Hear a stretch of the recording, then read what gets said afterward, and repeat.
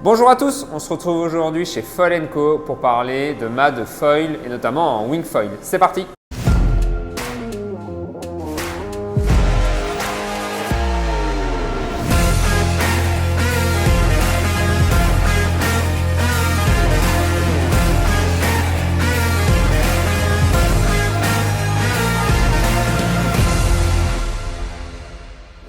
Alors comment choisir son mât en wing foil? Il y a globalement trois grands critères à prendre en compte. Le premier, c'est le matériau. Le second, c'est la longueur. Et enfin, le dernier, ça va être le profil du mât. Alors pour commencer sur l'aspect matériau, vous le savez certainement, aujourd'hui il existe deux grands types de matériaux de construction de foil. On va avoir d'un côté l'aluminium et de l'autre côté le carbone. Une question qu'on a souvent, c'est de nous dire est-ce qu'il y en a un qui est plus léger que l'autre ou plus lourd? Alors j'ai envie de répondre oui et non. En fait, il manque souvent un critère de comparaison qui est le critère de rigidité. Si on va comparer deux mâts, un mât alu, un mât carbone à rigidité égale, en effet, le mât alu sera plus lourd que le mât carbone. Donc il faut vraiment faire attention à ce côté rigidité, à ce critère de rigidité. Un autre aspect qui est à prendre en compte dans les matériaux, il faut savoir qu'il existe différents types de carbone. Donc c'est-à-dire un mât carbone avec un certain type de construction, avec un autre mât carbone, avec un autre type de construction, n'aura pas la même rigidité, bien que ce soit deux mâts en carbone. Donc il ne faut pas hésiter à demander quel type de carbone est utilisé dans les mâts. Par exemple, avec nos mâts de notre gamme Alpha, que ce soit le Alpha ou le Alpha Performer, en fait, on va utiliser du carbone de la société Excel, qui est une société française. Et là, on va utiliser différents types de carbone. Donc on peut avoir du carbone haut module, de l'ultra haut module.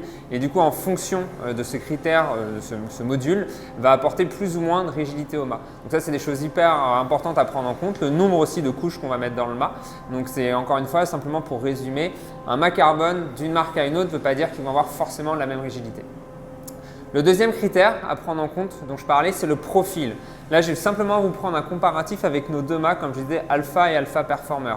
Le premier, le mât Alpha, on va être sur des profils un peu plus épais, une corde aussi un peu plus large qui va apporter en fait de la stabilité en navigation.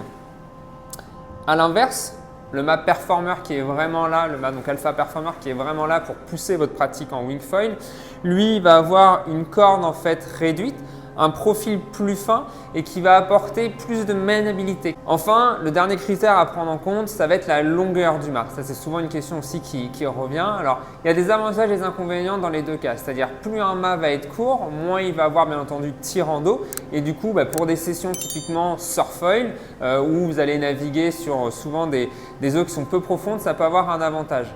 Un autre aspect qui est à noter sur les mâts plus courts, on va avoir aussi des mouvements et une amplitude beaucoup plus courte. Donc c'est une façon de pomper, notamment encore là pour une pratique surfoil, qui est différente d'un mât plus long. Enfin, là vous le savez tous, pour le coup un mât plus court, ça va être plus facile à ranger dans une voiture. Du coup, ça va être beaucoup plus compact et une mise à l'eau, du coup, ça évite de marcher trop longtemps, notamment en wing foil, avant de pouvoir retourner la planche et de le mettre à l'eau. Côté mât plus long, on va avoir des mâts en fait qui vont être plus tolérants. Alors pourquoi plus tolérants? C'est-à-dire le fait que vous ayez un mât qui soit plus long, en fait vous avez plus le temps de réagir quand vous sentez par exemple que votre aile va sortir de l'eau. Le fait que le mât soit plus long, vous avez le temps de réagir, dire attention mon aile est en train de sortir de l'eau, je rappuie sur mon pied avant. Ça c'est des exemples et ce qui va vous permettre en fait de gagner en confiance et d'aller chercher des vitesses sur des plus hauts régimes. Vous allez vraiment avoir cette confiance et le temps de réaction. Ça, c'est le premier point sur la sortie de l'aile avant. Et la même chose au niveau de la touchette, au niveau de la planche. Ça va vous permettre vraiment d'avoir plus de temps de réagir et de contrôler, de faire remonter la planche.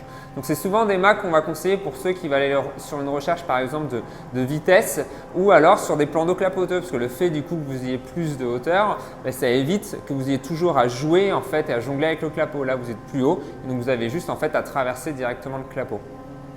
Donc là, c'est vraiment un des gros avantages du mât plus long. Enfin, le dernier point le dernier avantage sur le mât plus long, c'est qu'on va avoir aussi notamment sur des pratiques de pumping beaucoup plus d'amplitude et du coup beaucoup plus de hauteur en pumping. Donc là, ça apporte aussi un avantage sur ce type de mât plus long. Vous savez tout, reste à vous de choisir quel mât vous convient. Sachez quoi qu'il en soit, on est à votre disposition. Si vous avez la moindre question, n'hésitez pas à nous contacter sur les réseaux sociaux, nous appeler. Il ne faut vraiment pas hésiter s'il y a encore des interrogations sur le choix de votre mât. On reste à votre disposition. À bientôt sur l'eau. Salut!